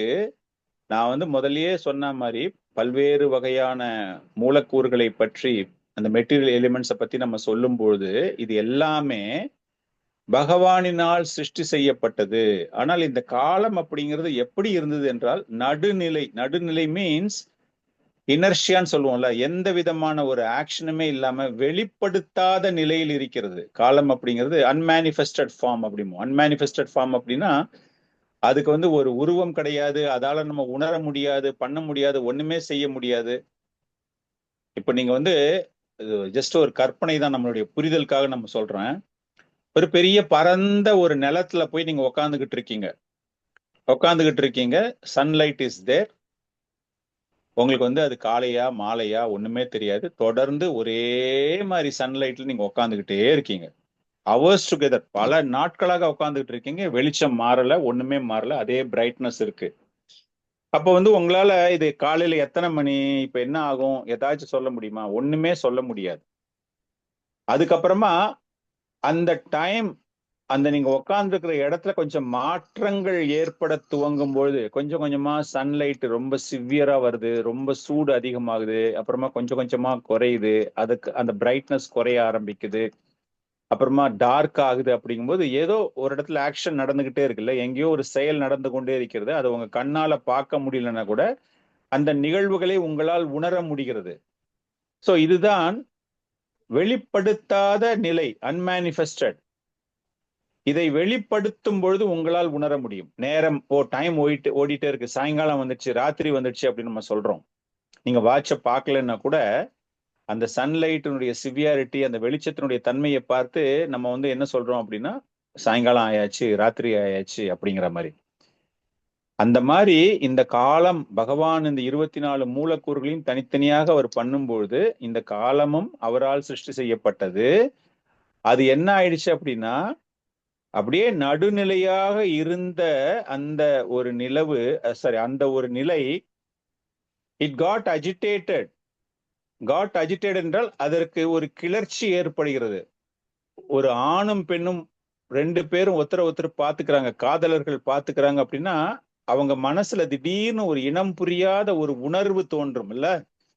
அவன் அழகா இருக்கானா அழகா இல்லையோ, அதை பார்த்த உடனே அந்த மைண்ட்ல ஒரு சின்னதா ஒரு ரியாக்ஷன் ஒண்ணு ஓட ஆரம்பிக்கும் உங்களுக்கு. அந்த மாதிரி இந்த மாதிரி ஒரு நியூட்ரல் ஸ்டேஜ்ல, நடுநிலையில் இருந்த அந்த நேரத்தில் பகவானினுடைய பார்வையின் மூலமாக ஒரு கிளர்ச்சி ஏற்பட்டு வெளிப்படுத்த உணரக்கூடிய நிலைக்கு மாறியதுதான் காலம். சோ முதல்ல காலம் என்பது it is in neutral state. அதுதான் தன்னுடைய தாய்க்கு சொல்றாரு. இந்த காலத்தை பத்தி அவர் பேசும்பொழுது முதல்ல தனியா ஒண்ணுமே இல்லாம இருந்தது. அந்த சிருஷ்டி செய்ய ஆரம்பிச்சு மூலக்கூறுகள் எல்லாமே சேர ஆரம்பிச்சு ஒரு ஷேப்புக்கு வந்த உடனே, ஒரு ஷேப்னா என்ன, அந்த செயல் செய்யக்கூடிய அளவிற்கு எல்லா விதமான குணங்களை பெற்ற போது பகவானுடைய பார்வையில் ஒண்ணுமே இல்லாம இருந்த ஒரு குழந்தைக்கு திடீர்னு ஒரு உயிர் அது கை கால ஆட்டுற மாதிரி அந்த பார்வையில் அந்த நேரமும் அதற்கான செயலில் அது ஈடுபட துவங்குகிறது. சோ இந்த பிரதான நிலை, இந்த ஜட இயற்கை அப்படிங்கிறது அந்த பிரதான நிலையில் இருந்து சொல்றோம் இல்லையா, அந்த மாதிரி அது என்ன ஆகுதுன்னா பகவானுடைய பார்வையின் மூலமாக பல்வேறு வகைகளில் அது தன்னை பிரகடனப்படுத்த துவங்கியது, அதை தன்னை வெளிப்படுத்த துவங்கியது. அதுக்கு முன்னாடி நியூட்ரல், நோ காலை நோ மாலை நோ நைட், அது பாட்டுக்கு அப்படியே இருந்துகிட்டே இருக்கும். முக்கலவைகள், மெட்டீரியல் நேச்சர், அந்த 3 குணங்களோட அதற்கு எந்த விதமான தொடர்புமே கிடையாது. சோ அந்த 3 கலவைகளும் சேர்ந்த பிறகு பகவானினுடைய பார்வையின் மூலமாக அதற்கு பல்வேறு வகையான விஷயங்கள் ஏற்பட துவங்குகின்றது. பகவத்கீதையிலையும் ரொம்ப பிரமாதமாக பகவான் இதை பற்றி 14வது அத்தியாயத்தில் நம்ம பார்க்கிறோம் போது ரொம்ப நல்லா இருக்கும். இதையே சைத்தன்ய சரிதாமத்துல சொல்றாரு, மாயா ஒய்ச்சே தோய் அம்ச அனிமித உபாதன மாயா அனிமிதா ஹேத்து உபாதன பிரதானா.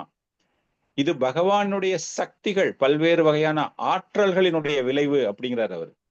அந்த மாதிரி பார்க்கும் பொழுது பகவானுடைய ஆற்றல்களை 2 வகையாக, வெளிப்புற சக்தியை அவர் 2 வகையாக பிரிக்கிறார். சைத்தன்ய சரிதாமிரத்துல இந்த விளக்கம் தருகிறார். இது ரூப கோஸ்வாமிக்கு அவர் ரூப கோஸ்வாமிக்கு பல்வேறு விஷயங்கள் இந்த ஒரு பர்டிகுலர் டாபிக் நம்ம பார்த்தோம்னா, இந்த சேம் டாபிக் பகவான் கிருஷ்ணன் அர்ஜுனனுக்கு விளக்குகிறார். அது போல சைத்தன்ய மகாபிரபு ரூப கோஸ்வாமிக்கு விளக்குகிறார். அதே மாதிரி இங்க பாத்தீங்க அப்படின்னா கபில தேவர் தேவகுதிக்கு விளக்குகிறார். ஒவ்வொருத்தரும் ஒவ்வொரு விதமான தத்துவங்கள் மூலமாக அது விளக்கப்படுகிறது. சோ இங்க அவர் பார்க்கும்போது பகவானினுடைய மிகவும் ஆற்றல் மிகுந்த, அவர்கிட்ட இருக்கிற எனர்ஜியிலேயே ரொம்ப டாப் கிளாஸ் எனர்ஜி அப்படின்னு பார்க்கும்போது நிமித்தா மாயா ஒய்ச்சே தோய் அம்ச நிமித்தா, அந்த ஒரு உயர்ந்த சக்தி. அதாவது அந்த சக்தியை அவர் பிரகடனப்படுத்துகிறார், பிரயோகப்படுத்துகிறார் என்றால் அதனுடைய ரிசல்ட் பெஸ்ட் ரிசல்ட்டா தான் வரும். அந்த மாதிரி அந்த ஒரு சக்தி அது என்ன வருது அப்படின்னா மெட்டீரியல் காஸ். அந்த மெட்டீரியல் பௌதீக லோகம் அப்படின்னு பார்க்கும்போது அது உபாதனா அப்படிங்கிறார். அந்த ஆற்றலிலேயே குறைந்த ஆற்றலாக அதை அவர் கூறுகிறார். அவர் யூஸ் பண்றது பெரிய சக்தியாக இருந்தாலும் அவர் பண்ணினதுல அதே லெவல் ஆஃப் சக்தி கிடையாது அப்படிங்கிறார். இப்போ பவர்ஃபுல்லா நீங்க ஒரு ஆட்டம் பாம் பண்ணணும் அப்படின்னு பண்றீங்கன்னா அந்த ஆட்டம் பாம்புக்கு ஒரு சக்தி என்பது கம்மியா இருக்கும். அதை யூஸ் பண்ற இன்டெலிஜென்ஸ், அந்த சயின்டிஸ்டுடைய இன்டெலிஜென்ஸ் கணக்கு போட்டு பாத்தீங்கன்னா நிறைய சயின்டிஸ்ட் சேர்ந்து ஒரு ஆட்டம் பாம் பண்றாங்க. இவ்வளோ வரணும், அதுக்கு செய்யணும் அப்படின்னு. அவ்வளோ பேருடைய சக்தியும் அந்த ஆட்டம் பாம்ல இருக்காது. அந்த சயின்டிஸ்டுடைய இன்டெலிஜென்ஸை வச்சு அவங்க நாளைக்கு வேற ஏதாச்சும் கூட பண்ண முடியும். அதனால அந்த ஆட்டம் பாம் பண்ணும்போது என்னன்னா அந்த ஒரு பர்டிகுலர் எனர்ஜி மாத்திரம்தான் அதுல இருக்கும். அது போல இந்த மெட்டீரியல் நேச்சர், பகவான் ஜட இயற்கை சிருஷ்டி பண்றது நிமித்தா, மிக மிக மிக உயர்ந்த ஒரு சக்தி. அவர்கிட்ட இருக்கிற அந்த ஆற்றலை உபயோகப்படுத்துகிறார். அதை உபயோகப்படுத்தி அவர் செய்யறது என்ன வருது அப்படின்னா ஒரு பௌதீக விஷயங்கள் மூலமாக அவர் செய்கிறார். சோ மாயா பிரதானா, தட் இஸ் பௌதீகம். பகவான் விஷ்ணு 2 வகையான உருவங்கள். இதை செய்யறது யாருன்னா விஷ்ணு செய்யறார். கர்ப்போதகசாயி விஷ்ணு, ஷீரோதகசாயி விஷ்ணு, காரணோதகசாயி விஷ்ணு நம்ம பார்த்தோம் இல்லையா? அதுல பார்க்கும் பொழுது இந்த பௌதீகத்தை செய்யறது யாருன்னா அவருடைய ஃபார்ம்ல ஒரு ஃபார்ம் செய்யுது. Not the supreme Lord is directly doing it. அவருடைய எக்ஸ்பான்ஷன்ஸ் அந்த அவதாரங்கள் படிக்கும்போது நமக்கு தெரியும். ஷீரோதகசாயில ஆரம்பிச்சு கர்ப்போதகசாயி விஷ்ணு, காரணோதகசாயி விஷ்ணுல ஆரம்பிச்சு கர்ப்போதகசாயி ஷீரோதகசாயி விஷ்ணுன்னு வருது நமக்கு. சோ அந்த கர்ப்போதகசாயி விஷ்ணுன்னு பார்க்கும்போது இந்த பிரதானங்கள் ஒவ்வொரு பிரபஞ்சங்களுக்கும் அதிபதியாக, அவருடைய பெரிய எனர்ஜியில ஒரு small part of energy is using to create a very very inferior energy of this material nature. So பகவான் 2 ரூபங்களை எடுக்கிறார். என்ன? இந்த பௌதீக லோகங்கள், இந்த பிரபஞ்சங்கள், ஜீவராசிகள். அதனால பார்க்கும்போது உண்மையான காரணம் பகவான், அவருடைய உண்மையான ஒரு ஆற்றல் என்னவென்றால் சச்சிதானந்தா, பிளிஸ்ஃபுல். அந்த ஸ்பிரிச்சுவல் வேர்ல்டு அப்படின்னு பார்க்கும்போது உண்மையான காரணம், அந்த பகவானினுடைய உண்மையான காரணம் அந்த ஆன்மீக லோகம். அந்த ஆன்மீக லோகம் அப்படிங்கும்போது ரொம்பவும் ஆனந்தமான ஒரு விஷயம், எப்பவுமே சந்தோஷம். எதிர்மறையாக இந்த பௌதீக வாழ்க்கை, இந்த பௌதீக லோக சிருஷ்டிக்கு அவர்தான் காரணமாக இருக்கிறார். அவருடைய நேரடியான விஷயங்கள் அப்படின்னா ஆன்மீக உலகம். எதிர்மறையாக அப்படின்னு பார்க்கும்போது through the expansions, through the different Vishnu's, எக்கச்சக்கமான ஆன்மீக லோகங்களை நம்மளால கணக்கு கூட போட்டு பார்க்க முடியாத அளவிற்கு வைகுந்த லோகங்கள் இருக்கின்றன. அவருடைய தனிப்பட்ட தாம் அப்படின்னு பார்க்கும்போது கோலோக விருந்தாவனம். சோ எக்கச்சக்கமான வைகுந்த லோகங்களை எல்லாமே பார்க்கும்பொழுது பகவான் சிருஷ்டி செஞ்சிருக்கார். அதுல 2 வகையாக பிரிக்கலாம். ஒன்று பௌதீகம், மற்றொன்று ஆன்மீகம். அதே போல இந்த பௌதீக லோகங்கள் போலவே எக்கச்சக்கமான பிரபஞ்சங்களும் இருக்கின்றன. எப்படி நம்ம வைகுந்த லோகங்கள் நிறைய இருக்குன்னு சொல்றோமோ அது போல பிரபஞ்சங்களும் நிறைய இருக்கின்றன. இப்ப நம்மளே நிறைய பார்த்திருக்கோம். டிஃப்ரெண்ட் டைப் ஆஃப் பிளானட்ஸ் இருக்குன்னு சொல்லிட்டு சயின்டிபிக்கலி தே ஹவ் ப்ரூவ்டு. 12, 13, 14, 16, 17 வரைக்கும் இப்போ போயாச்சு. இவ்வளோ இருக்கு, இவ்வளோ இடத்துலயும் உயிர்கள் இருக்கிறதுக்கு நிறைய வாய்ப்புகள் இருக்கின்றன அப்படின்னு. ஸோ இதைத்தான் வேதாந்த தத்துவவாதிகள் ஏற்றுக்கொள்கிறார்கள். வேதாந்த தத்துவவாதிகள் ஏற்றுக்கொள்ளும் போது என்ன பண்றாங்க அப்படின்னா, பகவானுக்கு இந்த மாதிரி 2 சக்திகள் இருக்கின்றன, இந்த 2 சக்திகளில் 2 உருவங்கள், அதாவது 2 லோகங்கள், ஆன்மீக லோகங்கள், பௌதீக லோகங்கள் அப்படின்னு சொல்லிட்டு. ஆனா இதை எல்லாமே ஏற்றுக்கொள்ளாத ஒரு சில தத்துவவாதிகள், இந்த ஃபர்ஸ்ட் நம்ம வேதாந்த தத்துவம் அப்படின்னு பார்க்கும்போது சாங்கிய ஸ்மிருதி, இந்த சாங்கிய பிலாசபி கபிலதேவர் சொல்றாரு இல்லையா, சாங்கிய ஸ்மிருதி அப்படின்னு பார்க்கும்போது இதையெல்லாம் ஏற்றுக்கொள்கிறார். இதை அப்படியே எதிர்ப்பவர்கள் இருக்கிறார்கள், இந்த சாங்கிய தத்துவத்தையே எதிர்ப்பவர்கள் இருக்கிறார்கள். அவங்கெல்லாம் என்ன சொல்றாங்க அப்படின்னா, இந்த லோகம் எப்படி, பிக் பேங் தியரி நீங்க எல்லாமே கேட்டிருப்பீங்க, 2 பெரிய மோதல்கள் மூலமாகத்தான் இந்த பிரபஞ்சம் உண்டாயிற்று அப்படின்னு. அவங்க ஃபர்தரா இருக்கிற பிரபஞ்சத்தை பத்தி அவங்க இதுவரைக்கும் அதை ஏற்றுக்கொள்ளவே கிடையாது. அவங்க எல்லாருக்குமே தெரிஞ்ச ஒரே பிரபஞ்சம் என்றால் இப்ப இருக்கிற இந்த உலகம்தான். இப்ப இந்த உலகத்துல எத்தனை நாடுகள் இருக்கோ அதுதான் அவங்களால ஏற்றுக்கொள்ளக்கூடிய விஷயம். இதை அவங்க என்ன சொல்றாங்க அப்படின்னா, ஒரு 2 பெரிய மோதல்கள். இப்போ ஒரு 1 வீக் முன்னாடி கூட ஒரு பெரிய ரிசர்ச் ஸ்காலர் ஒருத்தர் மரணம் அடைந்தார், மகாராஷ்டிரன், சம் கெல்கார் அப்படின்னு ஒருத்தர் பேரு. அவர் இந்த பிக் பேங் தியரியை ஹி டோட்டலி அப்போஸ்டு. இல்ல பிக் பேங் தியரி எல்லாம் கிடையாது, நீங்க எல்லாம் தப்பா புரிஞ்சுக்கிட்டு இருக்கீங்க அப்படின்னு சொல்லிட்டு அவர் ஒரு கான்செப்ட், எப்படி இந்த பிரபஞ்சம் உருவாகுச்சு அப்படிங்கிற ஒரு கான்செப்ட் அவரு கொடுத்திருக்காரு. அவருக்கு எக்கச்சக்கமான ஃபாலோவர்ஸ். அவரு கூட இந்த பாகவதத்தை கோட் பண்ணவே மாட்டேங்கிறாரு, எங்கேயுமே அவர் கோட் பண்ணவே இல்லை. இந்த இயற்கை என்பது அப்படியே இருந்துட்டே இருந்தது, முதல்ல இருந்தே இருந்தது அப்படின்னு ஒரு போர்ஷனை அவர் ஒத்துக்கிறாரே தவிர, அந்த இயற்கை அப்படியே இருந்தது அப்படிங்கிறதுக்கு யாரு காரணம் அப்படிங்கிற விஷயத்தை அவர் ஏற்றுக்கொள்ள மாட்டேங்கிறார். இப்ப இதேதான் பின்னாடி சொல்ல போறாரு. இந்த பிரம்மன் அப்படிங்கிறதுக்கு அழிவு கிடையாது, ஒன்லி அந்த பிரம்மன் உள்ள இருக்கிற மூலக்கூறுகள் தான் அழியும். ஃபுல் பிரம்மன் அப்படியே தான் இருக்கும். அதைத்தான் இந்த கேல்கர் அப்படிங்கிறவர் சொல்றாரு. இது அப்படியே இருந்துகிட்டே தான் இருந்தது, அதன் பிறகுதான் இந்த ஜனப்பெருக்கம் இனப்பெருக்கம் அப்படிங்கிற மாதிரிதான் அவருடைய தத்துவத்துல அவருடைய பிலாசபி. அதை தான் நிறைய பேர் நம்புறாங்க. பிக் பேங் அவங்க யாருமே நம்பல, அது அவரு நம்பல, அவருடைய ஃபாலோவர்ஸ் நம்பல. சோ அந்த மாதிரி பார்க்கும்போது இந்த மாதிரி ஊகவாதிகள், இந்த மாதிரி தத்துவவாதிகள், இயற்கைக்கு புறம்பாக பேசக்கூடியவர்கள், அவங்க ஒவ்வொருத்தருமே ஒவ்வொரு விஷயமாக பேசுறாங்க. ஆனால் இந்த படைப்புக்கு காரணமாக, இந்த படைப்புக்கு தேவையான பொருள்கள், இதை எல்லாமே பௌதீக விஞ்ஞானிகளால் பார்க்க முடியாது. ஏன் நம்மளாலேயே பார்க்க முடியாது. நம்ம எல்லாத்தையுமே உணரத்தான் முடியும். சாஸ்திரங்கள் மூலமாக அது இருப்பதை நம்மால் ஏற்றுக்கொள்ள முடியும். ஒரு ஆன்மீக ஆச்சாரியர் சொல்வதனால் நம்ம அதை ஏற்றுக்கொள்ள முடியும், ஆனால் நம்மாலும் உணர முடியாது. சோ அதைத்தான் இந்த இடத்துல இந்த சாங்கிய தத்துவத்துல அவர் கம்ப்ளீட்டா தன்னுடைய தாய்க்கு ரொம்ப மிக உயர்ந்த ஒரு தத்துவம் இது. அந்த உயர்ந்த தத்துவத்துல அவர் 3 வகையாக பிரிக்கிறார். நம்ம இதோட முடிச்சிடலாம், இது மாத்திரம் சொல்லிட்டு முடிச்சிடுறேன். அந்த 3 வகையான விஷயங்கள் அவர் என்ன சொல்றாருன்னா, பரிணாமத், சமன்வயாத், சக்திதா. இந்த பிரபஞ்சங்கள் அப்படின்னு பார்க்கும்போது ஒரு பரிணாம மாற்றம், பரிணாம வளர்ச்சின்னு சொல்றோம்ல, நல்லா ஞாபகம் வச்சுக்கணும். பிரம்மன் இஸ் அன்டெஸ்ட்ராயபிள் நம்ம சொன்னோம்ல, அழிவு ஏற்படாது அப்படிங்கிறது தான். அதைத்தான் அவர் இங்க விளக்க வர்றார். ஒரு மாற்றம் ஏற்படுகிறது, அந்த மாற்றம் தான் பரிணாம. சமன்வாயத் அப்படிங்கும்போது அந்த மாற்றம் ஏற்படும் போது சரி செய்வது அப்படிங்கும்போது ஆல்ட்ரேஷன் பண்றது.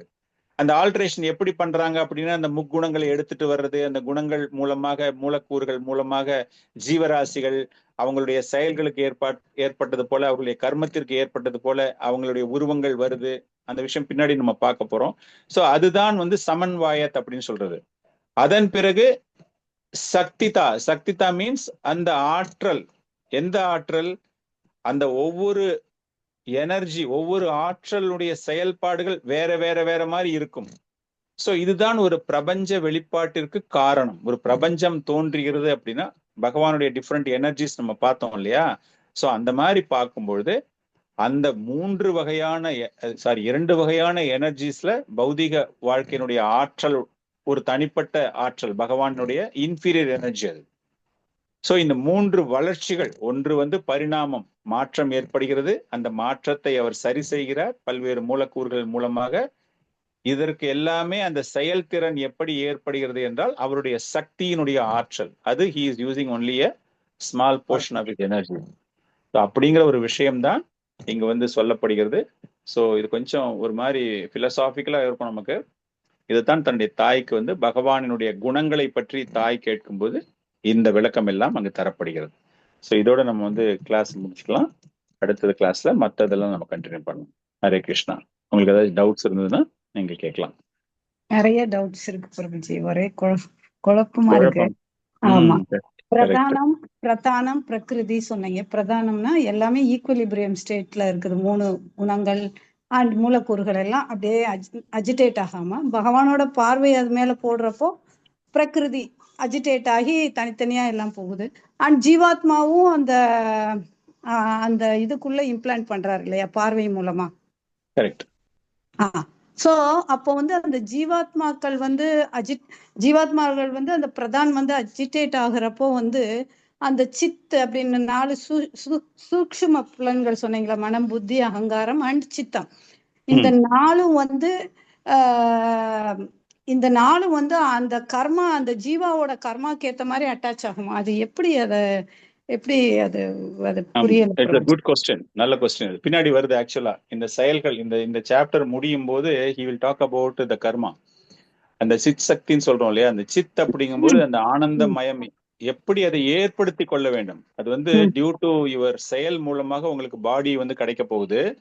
அந்த பாடியை நீங்க கிடைக்கும் போது அதை நீங்க சித்துக்கு எப்படி மாத்த முடியும், எப்போதுமே ஒரு what to you say eternally blissful, நிரந்தரமான ஒரு ஆனந்தத்துக்கு நீங்க எப்படி எடுத்துட்டு வரணும் அப்படிங்கிற விஷயத்தையும் அவர் சொல்லுவார். அப்போ அதுதான் கம்ப்ளீட்டா டிவோஷனல் சர்வீஸை பத்தி தான் பேச போறாரு. தன்னுடைய தாய்க்கு அதை பத்தி பேசும்பொழுது டிவோஷனல் சர்வீஸ் ஒண்ணுதான், நாலேஜ் பிளஸ் டிவோஷனல் சர்வீஸ், எப்படி இந்த மெட்டீரியல் அட்டாச்மெண்ட்ல இருந்து வெளிவர முடியும் அப்படின்னு. அப்படிப்பட்ட ஒரு உருவத்திற்கு தான் நிரந்தரமான ஒரு ஆனந்தம் கிடைக்கும்.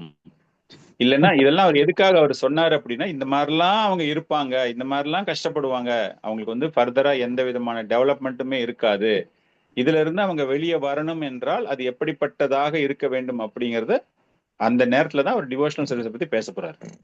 சோ இது வரைக்கும் அந்த அவுட்டரா இருக்கிறது எல்லாமே அவர் சொல்லிட்டு வர்றாரு. One more question Prabhuji. முன்னாடி எனக்கு ஒரு குருஜி கிளாஸ் எடுத்தப்போ அதாவது இந்த பிரதான் ஆரம்பிக்கிறதுக்கு முன்னாடியே மகத்தத்துவம்னு ஒரு சின்ன கிளவுடு மாதிரி இருக்கும்ன்றாரு. அப்ப அதுக்கும் இந்த பிரதானுக்கும் ரொம்ப அப்படியே ஒரே அதான் ரெண்டுமே அதுதான். It's all unmanifested form. அவ்வளவுதான். எல்லாமே மகத்தத்துவம் பிரதான் எல்லாம் ஒண்ணா பிரபுஜி? ஆமா, எல்லாமே தனித்தனியா இருக்கும். அந்த பிரதானம் அப்படிங்கிறது என்ன அப்படின்னா, கலக்கும் போது பிரதானம் ஆகும் எல்லாமே. இல்ல, கலக்கும் போது பிரகிருதி ஆயிருது. கலக்காத நிலைக்குதான் பிரதானம். கலக்காம எல்லாம் ஈக்குவலிபிரேட்டட் ஸ்டேட்ல இருக்கிறது பிரதான். அவர் பார்வையை செலுத்தி காலம்ன்ற அதை ஜீவாவை இம்ப்ளான்ட் பண்றப்போ பிரகிருதி உடலை கொடுக்குது எல்லா ஜீவாக்கும் அவங்களோட கர்மத்துக்கு ஏத்த மாதிரி. அந்த மகத்தத்துவமும் பிரதானும் ஒண்ணுன்றீங்க, அப்படிதானே பிரபுஜி? மகத்தத்துவத்துல இருக்கிற ஐட்டம்ஸ் எல்லாம் பிரதானம். இப்போ அதுக்குதான் நம்ம சாங்கிய தத்துவத்துல 25வது எலிமெண்ட் நம்ம டைம் பாக்குறோம் இல்லையா. மத்த காலம்னு ஒண்ணு அவர் தன்னோட பார்வை மூலமா இம்ப்ளான்ட் பண்ணி அஜிடேட் பண்றாரு. Okay okay, thank you Prabhuji. Hare Krishna Prabhuji. இப்ப இவங்க சொன்னபடி இந்த காரண உத்தகசாயி விஷ்ணு வரும்போது இந்த பிரதானமா இருக்கு, அப்படிதானே பிரபுஜி? அது இதுவா இருக்கு. காரண உத்தகசாயி இருக்கும்போது பிரபஞ்சம் வருது, அதுல பிரதானமா இருக்கு. கர்ப்போதகசாயி போய் அது 24 மூலக்குள்ள ஆக்டிவேட் பண்றாரு. கரெக்டா பிரபுஜி? இப்ப இப்ப இந்த பிரதானமா இருக்கும்போது அந்த கடைக்கண் பார்வை கர்ப்போதகசாயி மூலமா தான் போறது. கரெக்ட் தானே பிரபுஜி? கரெக்ட்.